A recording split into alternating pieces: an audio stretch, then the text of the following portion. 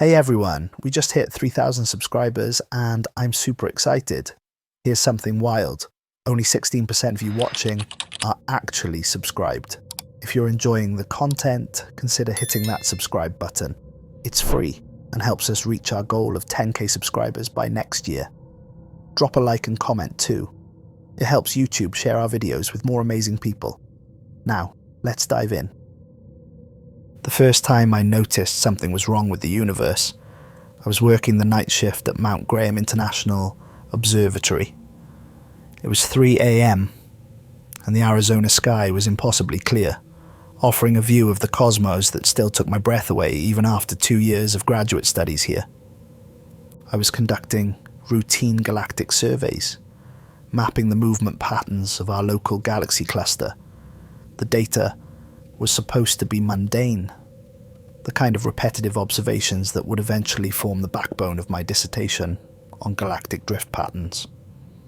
Instead, what I saw on my screen that night would become the first piece of a puzzle that I now wish I'd never solved. The numbers weren't adding up. According to my measurements, our entire galaxy cluster was moving downward, though that term doesn't really mean anything in space, at an accelerating rate. I double-checked my calculations, recalibrated the equipment, and even walked outside to visually confirm the positioning of our reference stars. Everything was working perfectly, which only made the readings more disturbing. I remember rubbing my eyes, the glow of multiple monitors burning after images into my vision. The coffee in my thermos had gone cold hours ago, but I barely noticed as I took another sip. The data continued to stream in, each new measurement confirming what should have been impossible. Our galaxy cluster wasn't just moving, it was being pulled. When Dr. Ramirez arrived for the morning shift, I practically ambushed him with my findings. He was my advisor, a brilliant astronomer with 30 years of experience. I expected him to share my excitement, or at least my concern. Instead, he barely glanced at the data, before dismissing it as equipment malfunction. The gravitational interactions between galaxy clusters are complex, he said, his tone carrying that particular note of patience that senior scientists reserve for over-eager graduate students. What you're seeing is probably just an artifact of our detection methods. Run a diagnostic on the system and recalibrate. But I had already done that 3 times. I didn't argue though. I nodded, gathered my things, and headed back to my small apartment just off campus. That's when the dream started. I've always been a light sleeper, but these dreams were different. They felt more real than reality itself. In them, I was falling through an endless void, but it wasn't like falling on Earth. There was no air rushing past me, no sense of speed or direction, just an inexorable pull downward into absolute darkness. The worst part was the silence, a complete absence of sound that seemed to press against my eardrums until I thought they would burst. I would wake from these dreams drenched in sweat, my heart pounding, with the unshakable feeling that the bed beneath me was about to drop away into that same infinite void. The rational part of my mind tried to dismiss it as stress, as my subconscious processing the unusual data I'd encountered. But another part of me, a more primitive part that operated on instinct rather than reason, knew better. Looking back now, I wish I'd listened to Dr. Ramirez. I wish I'd convinced myself it was just faulty equipment or bad data, because what I discovered in the following weeks would shatter not just my understanding of the universe, but the very foundations of reality itself. But I didn't know any of that then. All I knew was that something was wrong with the numbers, wrong with the sky, wrong with the very space we existed in. And like any good scientist, I was determined to figure out why. When I returned to the observatory the next night, I began a series of detailed observations that would become my obsession for the next several months. I created new algorithms to analyze the movement patterns, cross-referenced our data with other observatories, and spent countless hours staring into the depths of space through our telescope. What I didn't realize was that sometimes when you stare into the void, you discover that the void is also staring back at you. And it's hungry. The discovery about the disappearing stars happened by accident. I was cross-referencing our current stellar density readings with historical data, trying to establish a baseline for my research into the strange downward pull. At first, I thought I was looking at corrupted files. The star counts from 50 years ago were significantly higher than our current observations, even accounting for known variables like stellar life cycles and observation capabilities. I spent 3 days straight in the observatory's archives, pulling out dusty boxes of old photographic plates and star charts. My eyes burned from squinting at faded numbers and grainy images, but with each passing hour, the pattern became clearer and more terrifying. We weren't just losing the dim, distant stars that amateur astronomers might miss.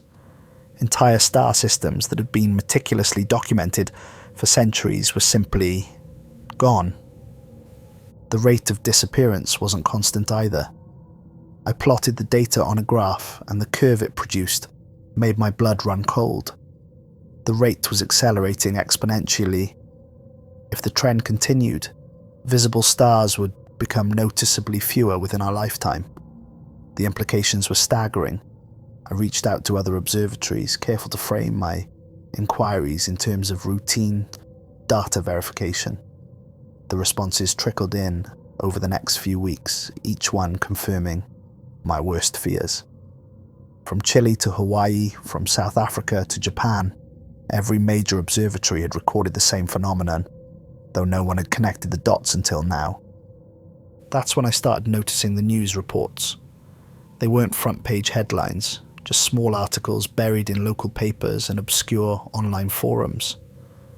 People worldwide were reporting increasing cases of night terrors and insomnia. Sleep researchers were baffled by a global spike in sleep disorders, particularly among people living in areas with clear views of the night sky. I began experiencing it myself. Beyond the falling dreams, I started seeing things in my peripheral vision.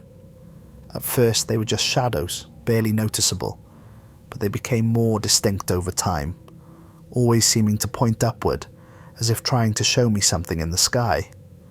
When I would turn to look directly at them, they would vanish, leaving only a lingering sensation of wrongness in their wake. One night, while taking a break from my research, I walked outside the observatory to clear my head. The night was moonless, and the stars should have been brilliant at our elevation. Instead, the sky looked thin. That's the only word I can think of to describe it, like a fabric that's been stretched too far and is starting to show gaps. I pulled out my phone and opened my stargazing app, one of those basic ones that overlays constellations on the night sky when you point your camera upward. The app crashed immediately. When I restarted it, the overlays didn't match the stars anymore. According to my phone, there should have been dozens more stars visible in just that small patch of sky. That night, I started keeping a detailed journal of my observations, both scientific and personal. I knew I was approaching something monumental, something that could reshape our understanding of the universe. But with each new discovery, I felt less like a scientist uncovering truth, and more like an insect discovering the walls of its terrarium are closing in. The next day, I received an encrypted email from an astronomer in Chile. The message contained only a series of coordinates and a single line of text. They're not disappearing, they're being taken. I wish I could say I dismissed it as the ravings of a fellow scientist, pushed too far by isolation and strange data, but I knew somehow that they were right. The stars weren't just dying or becoming obscured. Something was removing them from our sky, one by one, like lights being switched off in an endless corridor. As I write this now, I can see another shadow in my peripheral vision. It's larger than the others, and for the first time, it's not pointing up. It's pointing down, towards something far beneath the ground, beneath the earth itself, toward whatever massive force is pulling at the fabric of our universe. And for the first time since this all began, I think I can hear it calling my name. The first reports about gravity anomalies came from CERN. As a graduate student in astronomy, I shouldn't have had access to their preliminary findings, but after weeks of digging through scientific databases and establishing connections with increasingly paranoid researchers, doors began opening. What I found made me question everything I thought I knew about physics. Gravity measurements worldwide were showing subtle but consistent irregularities. The variations were microscopic, changes of mere picometers in precision instruments, but they all shared one disturbing characteristic. They pulsed, like a heartbeat, like something massive was breathing. I remember the morning I first read the classified data. I was sitting in my apartment, the windows covered with star charts and printouts of gravitational wave patterns. My coffee had gone cold again, untouched. Outside, a flock of birds caught my attention. They were flying in circles, but not the normal patterns birds make when riding thermal currents. These circles kept trending downward, like water circling a drain. I watched until they disappeared behind the buildings, my stomach turning with each rotation. That's when I found the paper. Hidden in a subfolder of archived research documents was a paper from 1976 titled Theoretical Models of Cosmic Drainage Systems and Their Implications for Universal Structure. It had been classified immediately after publication, its authors listed only as Research Team Delta. The paper described something its authors called cosmic drainage, theoretical points in space where matter and energy could flow from one universe to another. The mathematics were beyond anything I'd seen, equations that seemed to fold in on themselves like optical illusions. But one phrase kept appearing in the margins, handwritten in faded ink. It's already happening. I managed to track down one of the original researchers, Dr. Thomas Reed. He was retired now, living in a small house in Maine. After dozens of unanswered emails, he finally agreed to meet me. I booked the next flight out. The night before our meeting, I had the worst dream yet. I was floating in space, but the stars were moving, flowing like glitter in a whirlpool. In the center of the vortex was something I couldn't, or perhaps shouldn't, describe. It was an absence more profound than mere darkness, a hole in reality itself. And it was aware of me. I woke up to a call from the local police department. Dr. Reed had been found dead in his study. The official cause was listed as natural causes, a heart attack. But when I finally convinced the detective to let me see his study, I found a single note written in shaking handwriting: "Look between the stars." The rest of his research was gone. His computer's hard drive had been wiped clean. All his papers had vanished.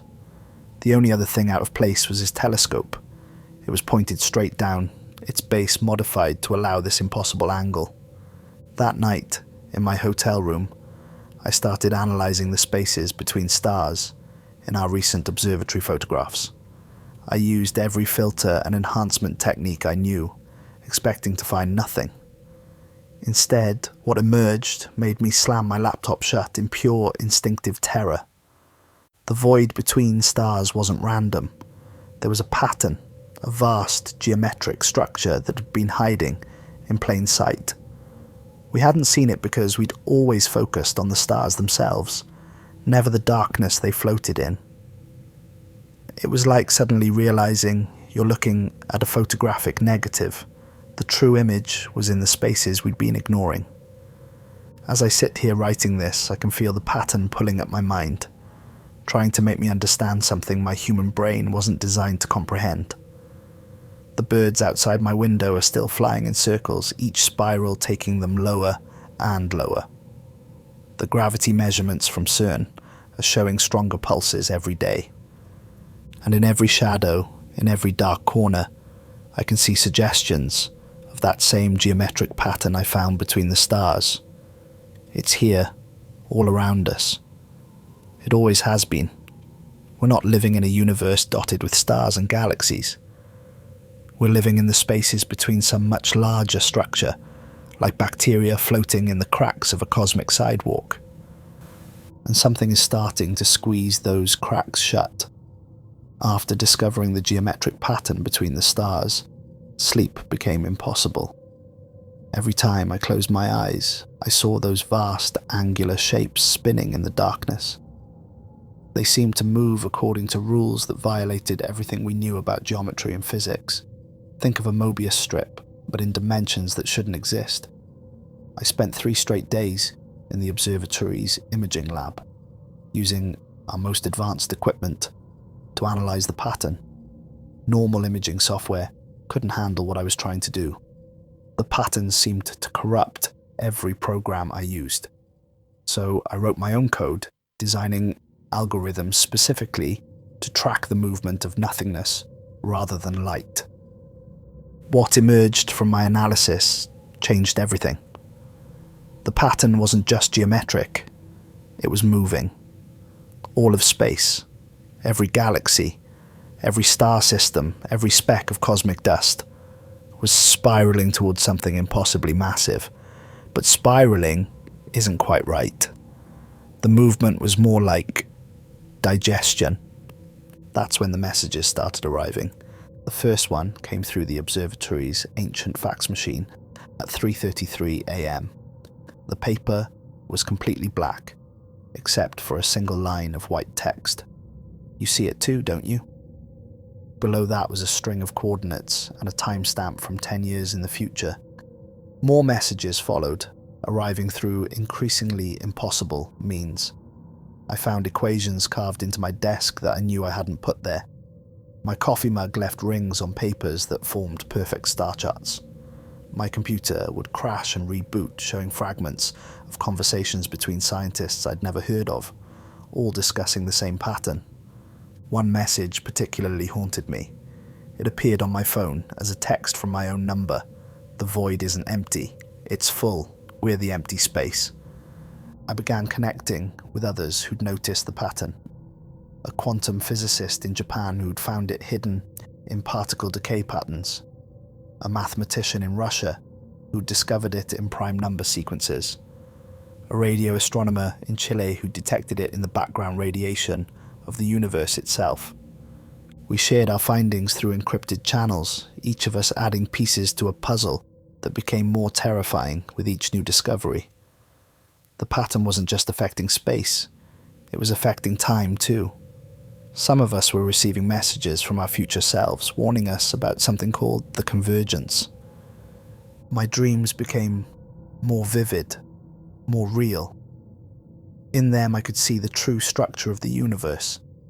Imagine an infinite lattice of dark matter, but each strand is alive and pulsing with some terrible intelligence. Our visible universe was just the gaps in this lattice, and those gaps were getting smaller. One night, while running a new analysis of the pattern, I noticed something that stopped my heart. The geometric shapes weren't random. They formed letters, or at least that's the closest my mind could come to describing them. They were like an alphabet designed by something that never encountered linear time or three-dimensional space. With trembling hands, I began trying to decode this cosmic language. Each symbol seemed to shift and change as I looked at it, as if it existed in multiple states simultaneously. But slowly, painfully, I began to understand fragments of their meaning. The first message I decoded made me wish I'd never started this research. The harvest begins at maximum expansion.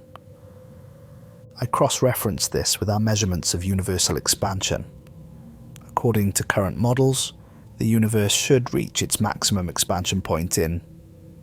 I checked the calculations again and again, hoping I was wrong. Tomorrow. As I write this, I can feel the pattern pressing against the edges of reality. The stars visible through my window are moving in ways that can't be explained by any known laws of physics. They're forming shapes that hurt to look at, geometries that shouldn't be possible in our universe.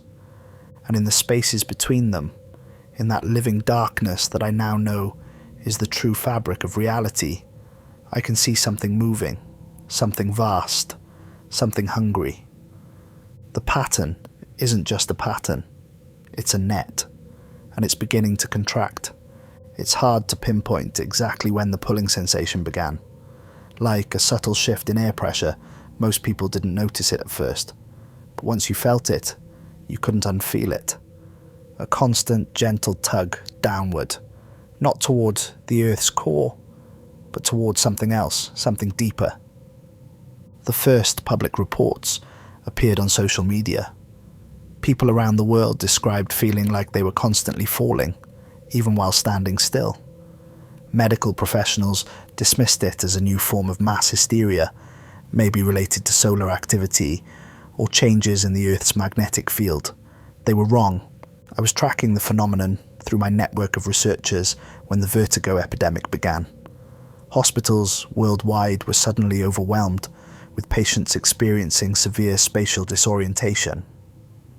Pilots reported difficulty determining up from down, even with their instruments. Construction workers refused to climb more than a few stories high, claiming the buildings were leaning towards something. The official explanations grew more desperate. Solar flares, magnetic field fluctuations, mass psychogenic illness. But I knew the truth. The pattern I discovered between the stars was affecting human consciousness. We were beginning to sense what I'd been seeing in my research, that our universe was being pulled apart. Religious groups were the first to offer an alternative explanation. Churches, mosques, and temples worldwide began reporting unprecedented crowds as people sought meaning in the growing chaos. Some claimed it was the rapture. Others said it was the Great Unraveling, prophesied in ancient texts. A few got frighteningly close to the truth, speaking of a great cosmic hunger that would devour all of creation. I found my research increasingly focused on archaeological records.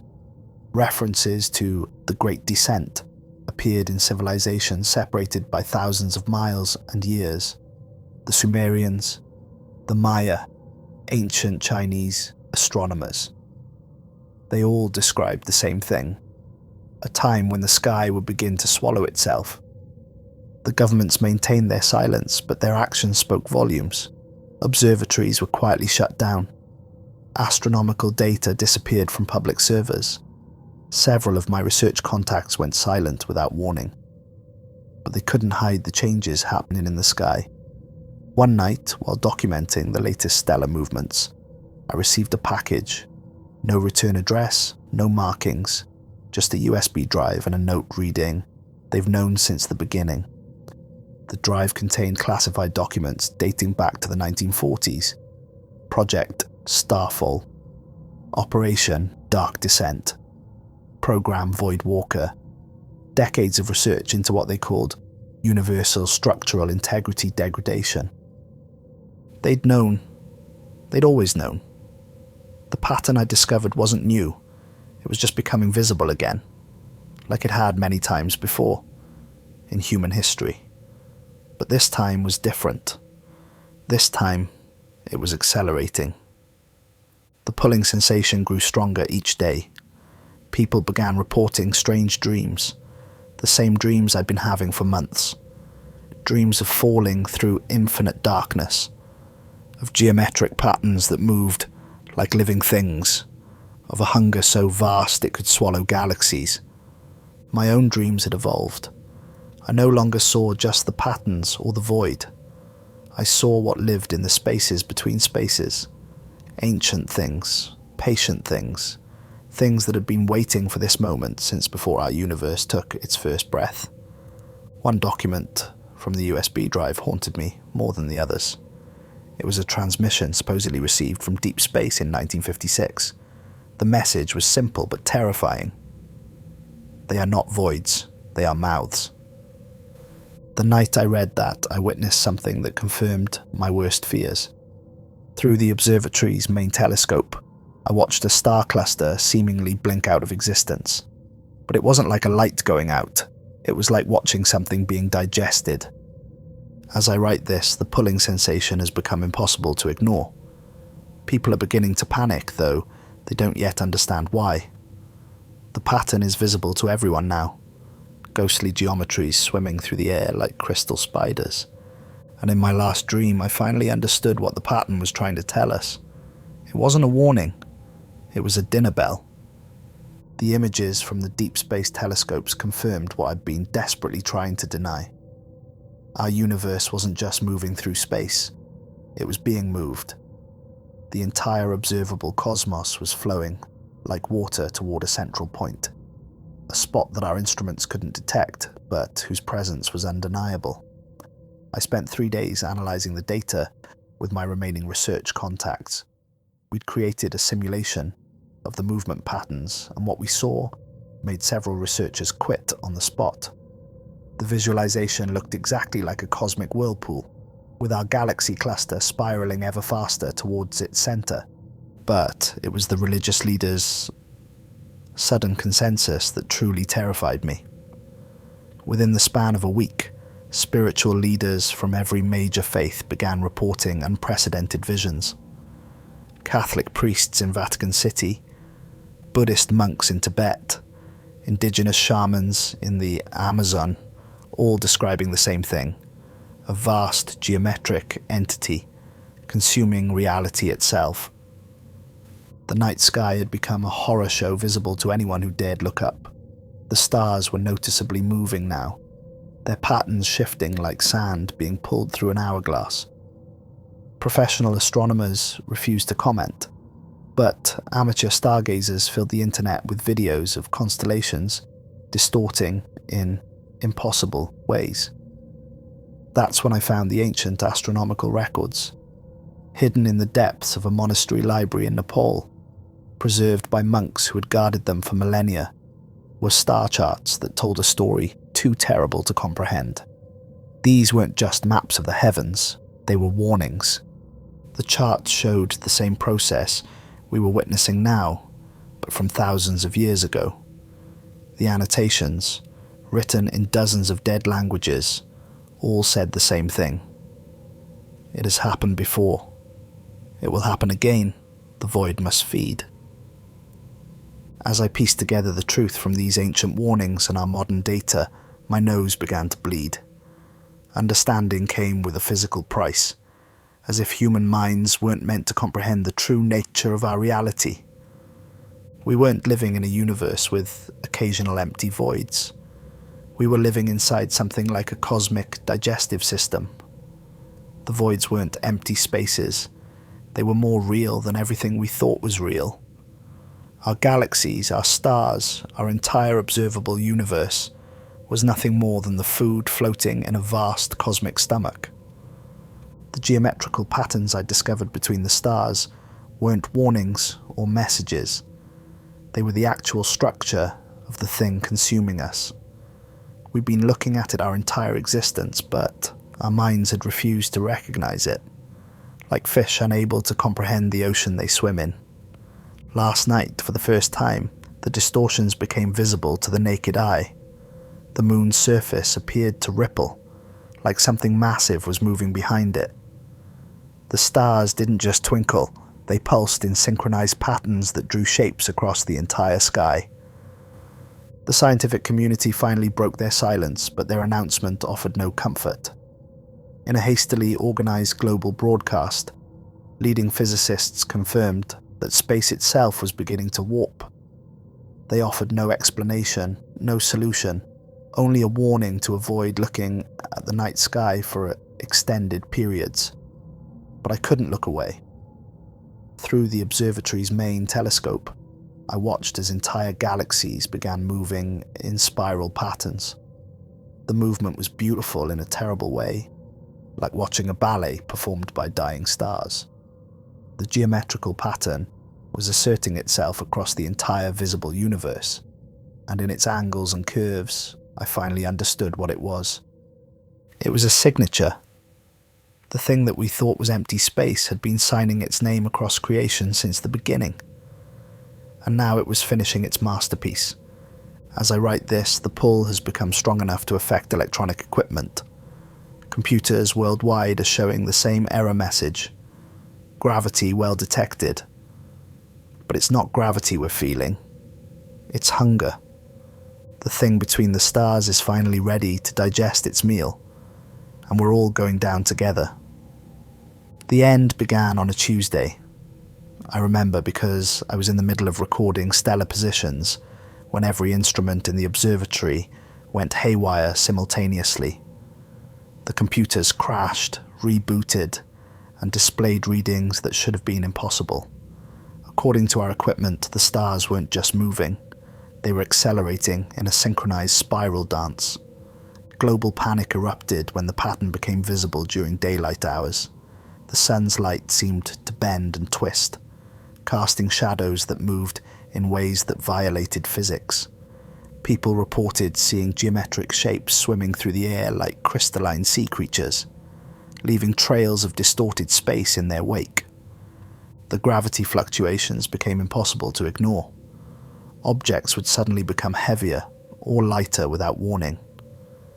In some places, people reported items floating off the ground for seconds at a time. In others, cars were crushed under their own inexplicably multiplied weight. What frightened me most wasn't the chaos in the streets or the failing equipment. It was how time itself began to distort near what we now called void zones. These were areas where the geometric pattern was strongest, where reality seemed thinnest. In these zones, people experienced time differently. Some reported living the same moment over and over, while others aged weeks in what felt like minutes. I discovered why during my final analysis of the pattern. The thing consuming our universe wasn't just feeding on matter and energy, it was feeding on space-time itself. Each geometric shape in the pattern was like a tooth in an impossibly vast mouth, and they were all biting down at once. The military finally intervened, though their efforts were almost comically futile. How do you fight something that exists in more dimensions than we can perceive? They might as well have been shooting at the concept of gravity itself. I received one last transmission from my research contact in Chile before all global communications failed. The message was garbled, but I could make out a few key phrases. Pattern complete. Convergence imminent. They're not destroying the universe, they're recycling it. That's when I saw it. Through the observatory's telescope, I witnessed something that broke my understanding of reality. The stars weren't just moving in spiral patterns anymore. They were forming enormous, three-dimensional mandalas in space. These structures pulsed with a light that seemed to come from somewhere outside our universe. The void zones began expanding rapidly. Within hours, entire cities reported experiencing temporal distortions. The world's greatest physicists worked frantically to understand what was happening, but their theories couldn't keep up with the accelerating collapse of reality. In my final observation log, I recorded something that I'm still trying to comprehend. The geometric pattern wasn't just affecting our visible universe, it was affecting consciousness itself. People worldwide began reporting the same experience. Moments of perfect clarity where they could see the true nature of space and time. These visions showed us what we really were. Tiny motes of awareness floating in the digestive system of something so vast that our entire universe was less than a molecule in its body. And we weren't alone. Other universes were visible in these moments of clarity, all of them being broken down and reconstructed in an eternal cycle of cosmic recycling. The pattern had become a window showing us our true place, in a reality far stranger and more terrible than we had imagined. We weren't being destroyed, we were being transformed. Every atom of our universe was being broken down and reassembled into something new. As I write this, the observatory's walls have begun to ripple like waves on a pond. Outside, the sky has taken on colours that human eyes shouldn't be able to see. The geometric pattern is everywhere now, its angles and curves folding space itself into origami shapes of impossible complexity, and in the spaces between those folds, I can see other versions of myself, writing different versions of this same account. We're all documenting the end together, our words spiraling into the same cosmic drain. The truth is, there is no end, only transition, only transformation, only the eternal hunger of the void, endlessly recycling reality into new forms. The pattern is complete. The feast begins. The truth was hidden in plain sight all along, scattered across human history like breadcrumbs leading to an unspeakable revelation. As global communications crumbled and reality itself began to fray, I found myself in the depths of the observatory's oldest archives, surrounded by texts that should have been destroyed centuries ago. Ancient Sumerian tablets spoke of entities that drink the sky like wine. Medieval manuscripts detailed geometric patterns identical to what we were now seeing in the cosmos. Indigenous Australian Dreamtime stories described great spirits that reshaped the stars like clay. Every culture, every civilization had seen fragments of the truth, but their warnings had been dismissed as myths and legends. The most terrifying document I found was a collection of papers from a disbanded Vatican research group. They had discovered that what we called empty space was actually the body of something incomprehensibly vast. Our entire universe existed within it, like plankton floating in a cosmic ocean. But that wasn't the worst part. It was feeding on us. Not just our physical universe, but our consciousness itself. Every thought, every moment of awareness was being consumed and processed by the entity we existed within. And it wasn't alone, there were others like it, endless ancient beings that fed on entire universes. As I read these revelations, my nose began bleeding again. The human mind isn't designed to comprehend such vast scales of existence. Through the observatory windows, I could see the geometric patterns had become so pronounced that they carved visible channels in the air, like cracks in reality itself. Time slips became even more frequent. I would find myself experiencing multiple, possible futures simultaneously. In one, I was still writing this account. In another, I had already been absorbed into the pattern. In yet another, I was watching myself from outside reality, seeing how all possible versions of myself converged towards a single point of transformation. The ancient texts described this process. They called it the Great Digestion, a cycle where universes were broken down and reconstructed into new forms. We weren't just being destroyed. We were being recycled into something new, something that existed in dimensions we couldn't comprehend. Last night, I had the final vision. The pattern opened like a window in my mind, showing me the truth about consciousness itself. What we thought of as awareness was actually a byproduct of the entity's digestive process. Our thoughts, our experiences, our very sense of existence, all of it was just the firing of synapses in the cosmic brain of something unimaginably larger than our universe. The observatory's equipment detected it too, in its final moments of functionality. The data showed that the space between atomic particles was increasing at an impossible rate. Matter itself was being pulled apart, not violently, but with a terrible gentleness, like cotton candy being drawn out into ever finer strands. Through the telescope, I watched as distant galaxies began to unravel, like loose threads in a cosmic tapestry.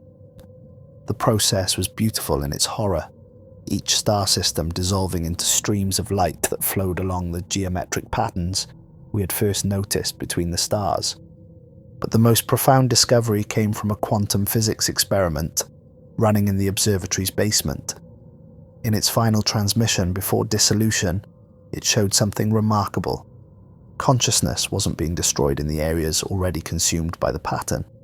It was being elevated, transformed into something that could exist in higher dimensions. The ancient texts had tried to warn us about this too. They weren't warnings of destruction, but instructions for transformation. The geometric patterns weren't just the structure of the entity consuming us. They were a blueprint for what we would become. As I write this, reality continues to unwind around me. The walls of the observatory have become transparent, showing the layered structure of space-time itself. I can see other universes through the thinning walls of our dimension, each one at a different stage of the Great Cosmic Digestion. And in the spaces between those universes, in the gaps that we once thought were empty void, I can see them, the feeders, the processors, the great recyclers of reality. They have always been there, patiently waiting for each universe to ripen before beginning their feast. We were never alone in the cosmos. We were never truly real to begin with. We were always just thoughts in the mind of something far vaster than our science could comprehend. The pattern is no longer outside us. It flows through every atom, every quark, every vibrating string of our existence. And as it flows, it changes us, preparing us for the next phase of cosmic evolution. We are being digested, yes, but we are also being reborn. Global communications failed completely at 3:33 p.m. yesterday. One by one, satellites began falling silent, their signals distorted by the increasing space-time warps that now visibly rippled through the atmosphere. The last transmission I received was from the International Space Station. The astronauts reported that Earth looked wrong from orbit, as if our planet was simultaneously present and absent.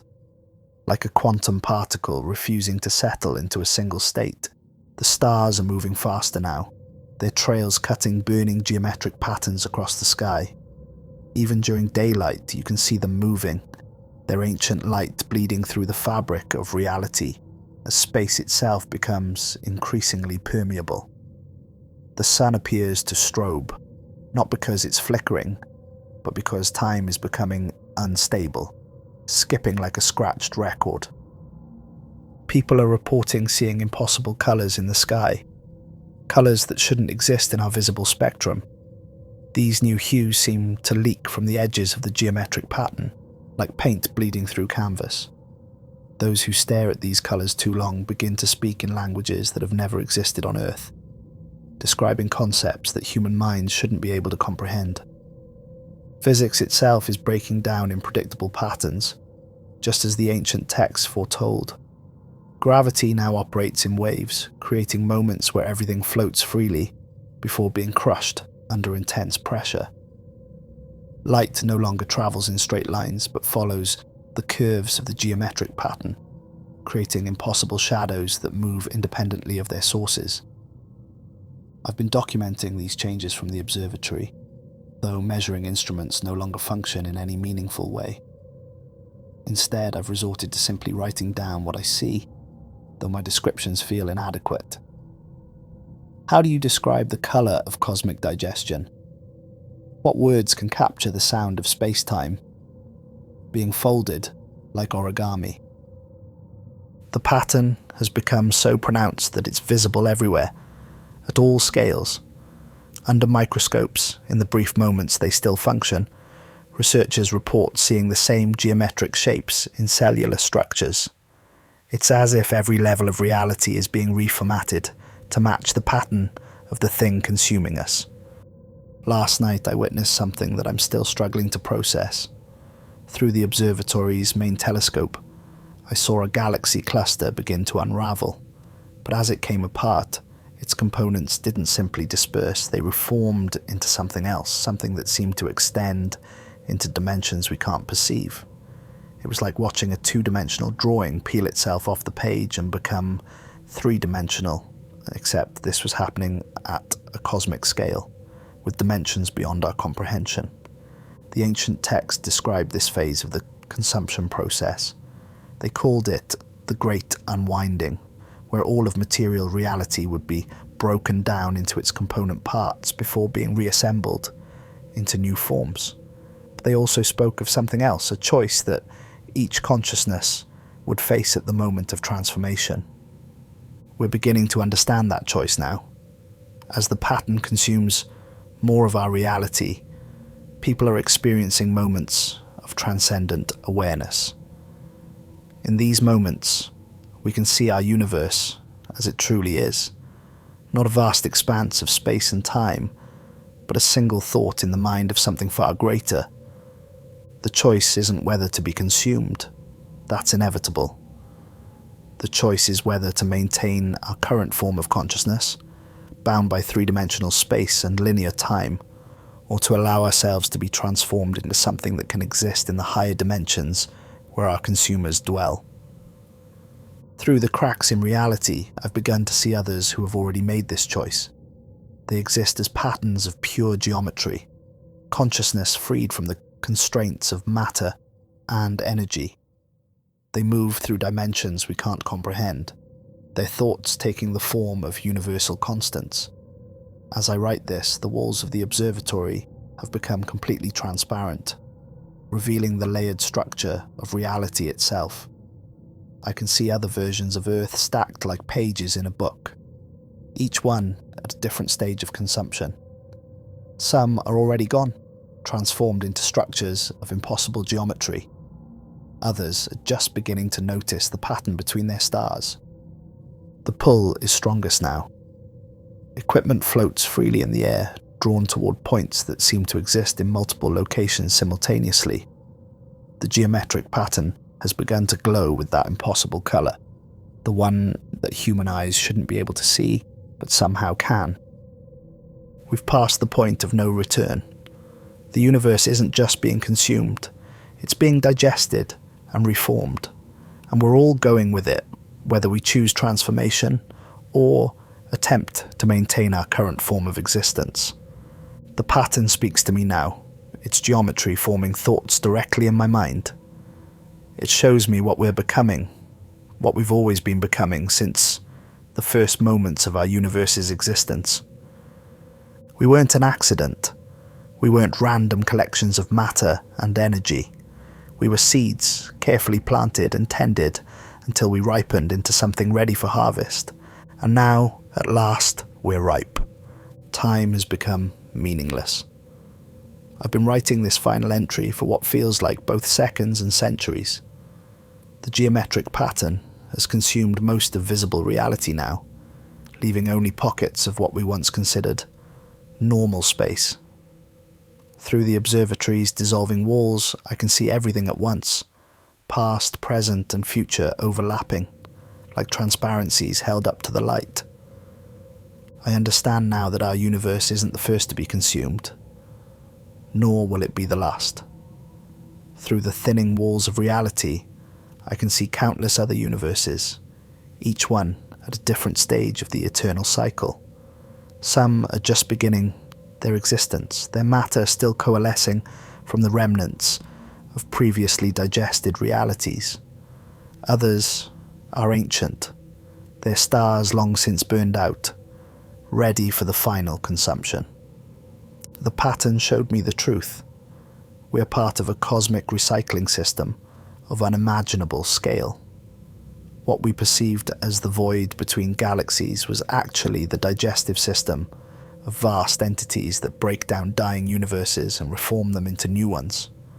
Our entire existence has been taking place inside the stomach of something that defies comprehension. But here's the true revelation, the one that finally broke my understanding of reality itself.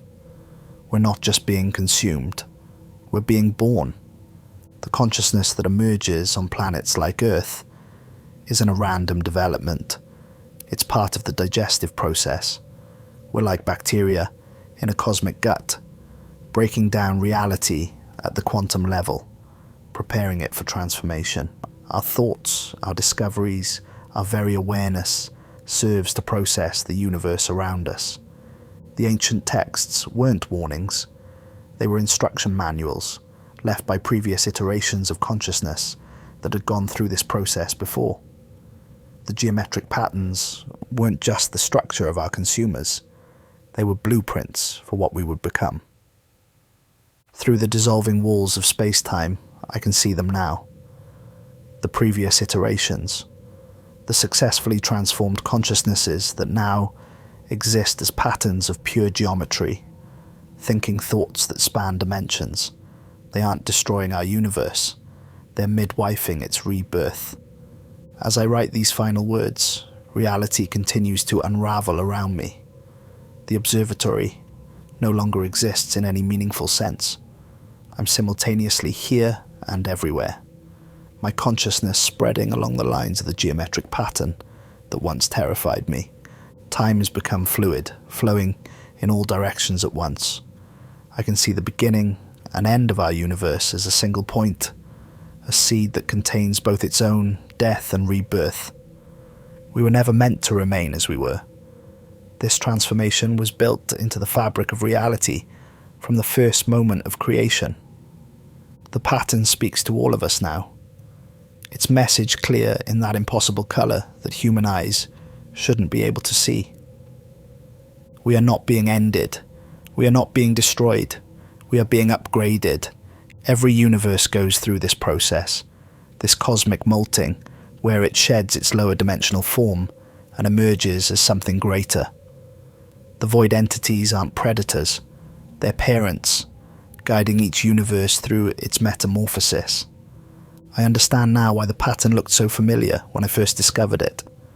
It wasn't just something I was seeing, it was something I was remembering. We've all been through this before, countless times, in countless universes. Each time we forget, each time we start anew, and each time we remember at the moment of transformation.